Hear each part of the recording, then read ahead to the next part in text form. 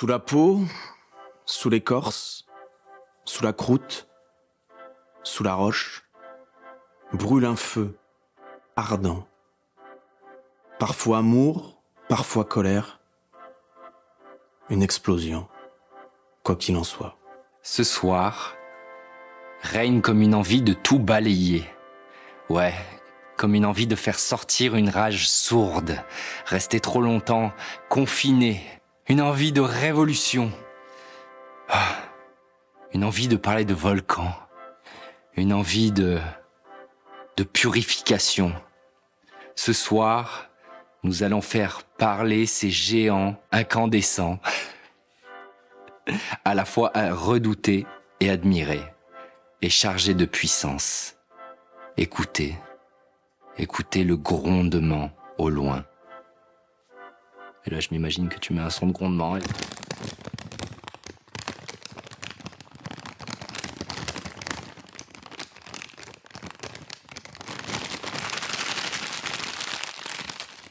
En l'an 79, la ville de Pompéi vit sa période la plus faste à l'abri du mont Vésuve.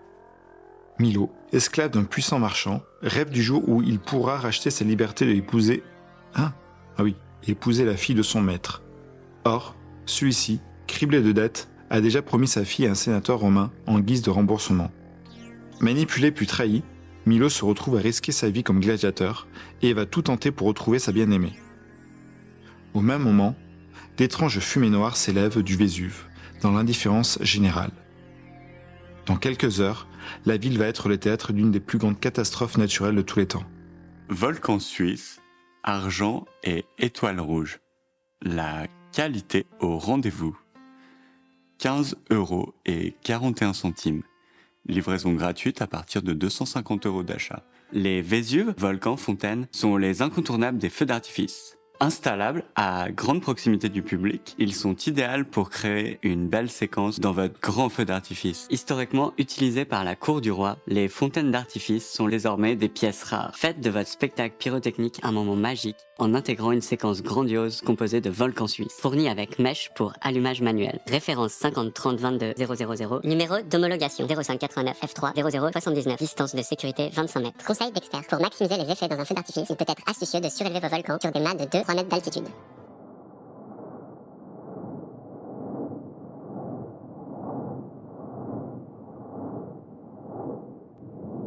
La terre se disloquait.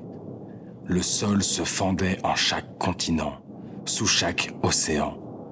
Les milliers de volcans qui jonchaient les paysages terrestres se mirent à gronder et entrèrent en éruption simultanément. L'Etna, le Piton de la Fournaise, le mont Fuji, même les volcans d'Auvergne. Tous, sans exception, se mirent à cracher des nuages de poussière, des fumées noires, épaisses, âcres, toxiques, tellement denses que bientôt, elles ne laisseraient plus filtrer la lumière du jour. Puis, la roche, en fusion, la lave, le magma d'un rouge et d'un jaune éclatant, dévalant lentement le flanc des collines, calcinant tout sur son passage. Les premières victimes, puis les collatérales, celles qui sont éloignées. Comme ces panaches de fumée qui peuvent amener l'obscurité pendant des années. Les cendres avaient recouvert toute la planète. Noire, grise, toute forme de vie avait disparu. Toute végétation avait été anéantie. Il ne restait que des cendres, de la poussière, une nouvelle lune gravitant autour du soleil, sur laquelle aucun homme n'y plantera jamais plus un drapeau. Jour 0. Le calme, le plat. Mouvement lancinant, dans la douceur du néant. Rien, que dalle, nada.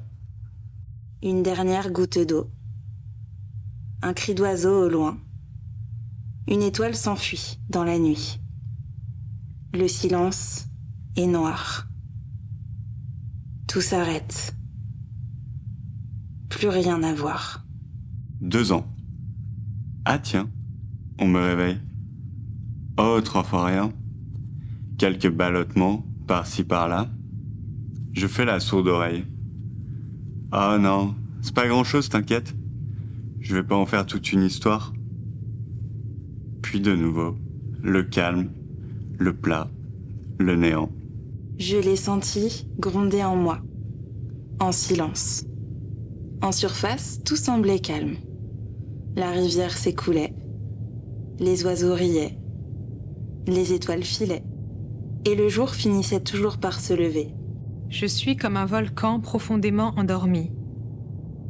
Pourtant, dans mes entrailles, qui sont aussi celles de la terre, la lave coule. On ne sait jamais quand, comment, ni même si il va y avoir un jaillissement. C'est la surprise. Parfois, il ne se passe rien pendant des années. Rien. Même pas un filet de fumée. Pourtant, à l'intérieur, c'était le chaos. Bruyant et indécent.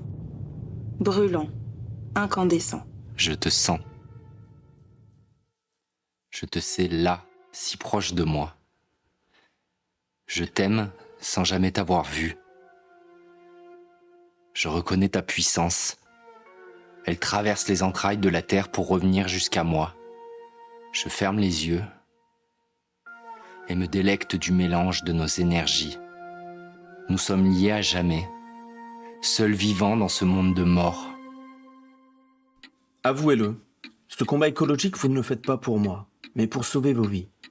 Car ne le niez pas, la chose qui vous fait le plus peur, c'est la peur de la mort. Cette grande énigme qu'elle après. Vous parlez de sauver la planète, mais sachez-le, je serai là bien après vous, comme je l'ai été bien avant. Vous ne serez pas la première espèce que je verrai disparaître. Vous, les humains, vous pensez pouvoir tout contrôler, tout sauver. Vous vous êtes hissés au-dessus des dieux, sous prétexte d'être l'espèce la plus évoluée, dotée de savoir et de qualités de réflexion exceptionnelles, ayant même l'audace de croire être la seule espèce et forme de vie intelligente de l'univers. Mais sachez bien qu'à l'échelle universelle, vous n'êtes rien, comme je ne suis pas grand-chose non plus. Ne me le cachez pas, je le vois bien, je le ressens. Vous ne changerez jamais. Vous préférez aller coloniser d'autres planètes, plutôt que d'essayer de résoudre les problèmes qui m'incombent. Vous êtes des parasites. Et combien de planètes détruirez-vous avant de prendre conscience que vous êtes des parias, des destructeurs, rongés par la haine, la colère, le mépris, nourris elles-mêmes par la peur de perdre, du manque et de la jalousie. Ce que je m'apprête à faire, je ne le fais pas par gaieté de cœur. Mais à l'échelle de l'univers, vous êtes un virus qu'il va falloir éradiquer avant qu'il ne se propage. Comme je vous l'ai dit, je ne suis rien, et mon sacrifice passera même inaperçu. Mais il est nécessaire. Je ne le fais pas pour la gloire ou quelconque intérêt, mais pour le bien commun. Alors tremblez, simple mortel. Je tremble, moi aussi. Mais ce n'est pas la peur. Waouh! Non, mais comment c'est beau! Oh, il fait chaud. 8 ans. Ah tiens, un petit coup par là, puis ici, puis là. Là où ça blesse, là où ça pique, ça réveille. Contrôle-toi, calme-toi, ne ressens pas. Ça va aller, t'inquiète. Plus je réprimais, plus la pression montait. Elle devenait incontrôlable, m'étourdissait. Bruyante et indécente. Brûlante, incandescente. 10 ans. Je m'inquiète. Ça bouge, ça roule, ça se tord, ça s'enroule, ça débaroule. Je contrôle. Il ne faut pas que ça sorte. Ou pas que ça remonte. Ça redescend. On dit que la plupart des volcans sont sous la mer. Bah, heureusement, parce que sinon... Ouais, bah, t'as vu, sinon... Heureusement. Parce que sinon... Le calme, le plat, le mouvement lancinant et hypnotisant. On s'envole quand ? Doucement, je m'envole quand je bois tes paroles, quand tâte en bémol, quand à moi je recolle, quantité de morceaux de mon verre d'alcool qu'entre mes doigts dérapent et tombent sur le sol quand, tonné à tonné, le tonnerre se désole, quand dit de pluie coule, de gouttières en rigole, quand t'entends au loin la complainte du troll, quand j'ai des démons snobs depuis leur camisole, quand paix les positions se durcissent et s'affolent, quand dira-t-on dès lundi de retour à l'école, qu'encre les mains sales, peinture, aérosol, qu'encre les murs de la ville de mes sensations folles, quand parfois tu chantonnes, j'ai le cœur rossignol, quand t'étends ma plume, j'attends derrière mon col, quand enfin l'été vienne et rallume mon volcan. 12 ans. Un coup par-ci, par-là, ici, là, en bas, en haut. Ça fait mal, hein? Ça monte. Du bas-ventre, la poitrine, la gorge. Ravale ça. Étouffe-le.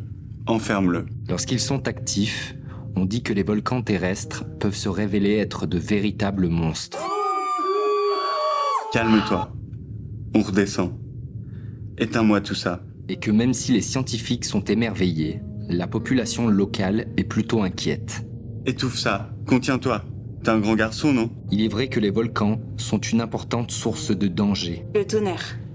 Soudain, explosif, assourdissant. L'explosion flamboyante, éblouissante et sublime. Un jaillissement, à hauteur de la répression. Un jouissement destructeur, une ardente passion. L'extase ultime, enfin libre. Jusqu'à l'épuisement.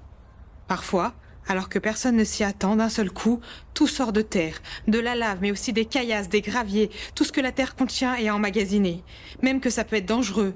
Les gens autour peuvent se dire « Il faut fuir, c'est le réveil du monstre !» Parfois, ils n'ont même pas le temps de se dire ça. Ils meurent calcinés, saisis dans le mouvement de la vie, de la fuite ou du sommeil. Si l'eau est entrée par toutes les pores du Titanic, la lave, la fumée et la poussière sont entrées dans tout Pompéi. Ce n'est cependant pas toujours si extrême. Il arrive que la lave coule très doucement. Le volcan suinte. Il se laisse entrevoir dans la lumière de ses feux. On peut marcher tout près, admirer ses rougeoiements.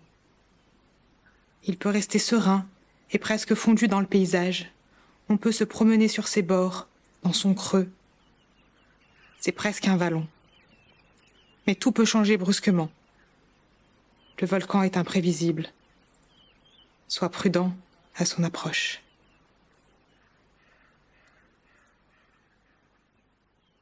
Un jour, quand je serai fin prêt, je laisserai mes sentiments couler jusqu'à toi. Je construirai de mon amour jaillissant un pont qui traversera les paysages du monde entier pour parvenir jusqu'à tes bras. Mon amour souterrain deviendra visible aux yeux de tous. Une évidence qui ébranlera même les pires carapaces. Le fracas triomphal de nos ébats les sortira de leur profonde torpeur, un à un. Ce sera le cri de notre renaissance, abrupt, violent et terriblement doux à la fois. Nos peaux craqueront pour s'expandre, car notre âme est trop petite pour ces ridicules corps. Devant moi se tiendra une foule de formes éveillées, qui toutes chercheront à s'élever, elles aussi, toujours plus haut. Et nos corps se connecteront les uns aux autres et nous formerons un grand tout. Ah, et toi, tu seras le point culminant, ma belle. Tu rayonneras au-dessus de tous ces nouveau-nés. Ma très chère, je te le dis sans sourciller, nous sommes les gardiens du cœur. Nous le transmettrons de révolution en révolution quand le monde refuse d'entendre les mots d'amour pour que tout change et que tout recommence. Seul l'amour restera. Et toi ?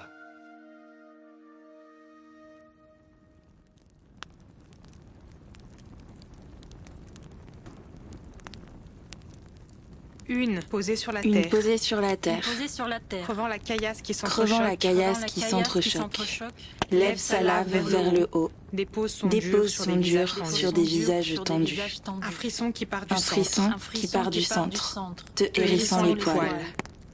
Lutter n'est pas une option. Ce n'est pas un combat, mais bien l'acceptation de soi. mais bien l'acceptation mais de bien soi. l'acceptation de soi. La poussière s'élève, La poussière s'élève, s'introduit, s'accapare chaque recoin s'introduit, minuscule. s'accapare chaque recoin minuscule. La chaleur fait chavirer l'horizon. L'atmosphère se resserre. L'atmosphère se resserre. Tu es secoué secoué d'un tremblement. Cette énergie de ton bassin, puissante, puissante, remonte en toi et te réchauffe le sang. Tu vibres de ton plaisir. Tu sens la terre qui te porte. Une explosion. 14 ans. Ah ouais, mais là, je suis désolé, mais je vais craquer. Un grincement de trop et c'est l'explosion. Le mot de trop, anodin de prime abord, mais qui sera le libérateur de cette colère enfouie au plus profond des abîmes. Le mot de trop. V-O-L-C-A-N. V-O-L-C-A-N. V-O-L-C-A-N. V-O-L-C-A-N. V-O-L-C-A-N. Volcan, volcan, volcan. Boum! Mon cœur s'arrête, ma respiration est coupée. Plus aucun bruit. Silence. 2 secondes et retentit. Boum! Ce feu en moi qui brûle le ventre, qui brûle la gorge, qui brûle tout court et qui brûle tout. Boum! Explosion d'émotions, cœur qui est parmi la leur, respiration allaitante. Plus rien ne me retient. Ma voix monte, ma voix gronde, ma voix cogne, ma voix blesse. Boum! 16 ans. J'implose, puis j'explose. Boum! Mon cœur ne t'entend plus. Mon cœur est enfermé. Mon cœur ne ressent rien. Ni douleur, ni l'amour, ni tendresse. Désolé, hein, mais fallait que ça sorte. Pas moyen de le retenir. Pas plus longtemps.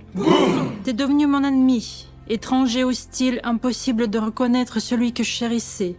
T'es un diable, un sorcier, au visage rouge, ta langue poignante, tes yeux qui me brûlent vivante, incendie tous mes sens. Vas-y, donne tout. Crache tout, défoule-toi, c'est ton moment. Déverse-toi, donne tout. Déverse-toi, donne tout, donne tout. Ma gorge est serrée, les paroles ne sortent plus. Je grogne, je crie, mais je ne comprends plus ce que je te dis. Et puis, d'un coup, une larme toute timide apparaît sur ma joue enflammée. Et s'ensuit une autre, Et une autre. Et une autre. Et une autre. qui se transforme en torrent de larmes, de sanglots, de gémissements étouffés. Je suis par terre, incapable de relever ma tête, me sentant vaincu. Je dépose mes armes. Cette bataille est perdue. Et puis, je ressens ta main sur ma joue, toute douce et calme, toute proche et connue. Je respire un coup. L'air semble plus frais. Le volcan de colère s'apaise et mon cœur ralentit. Je commence à reprendre mon souffle. Tu me prends dans tes bras, tu caresses mes joues, tu arranges mes cheveux, tu apposes un bisou sur mon front tout chaud. Je respire, je respire. Je respire et je pleure. Je relève ma tête pour voir si mon ennemi est toujours là, mais je ne trouve que toi.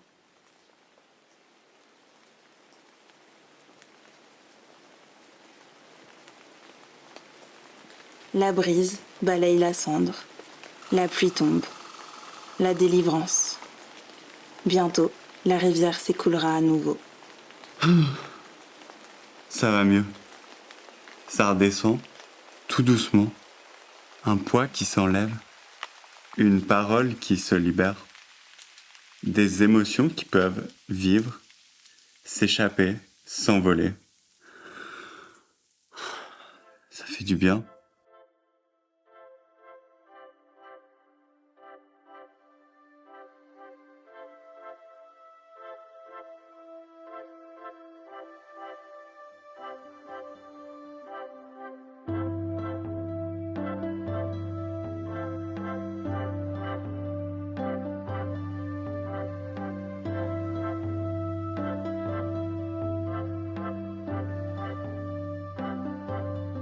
Le Petit Prince ramenait ses volcans.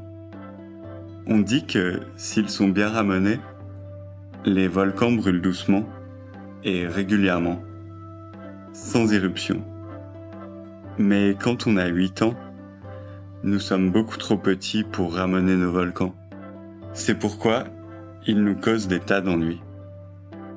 On dit que quand le monde des hommes a perdu sa flamme, alors c'est au tour des volcans d'aimer. Alors surtout, chers auditeurs, prenez garde.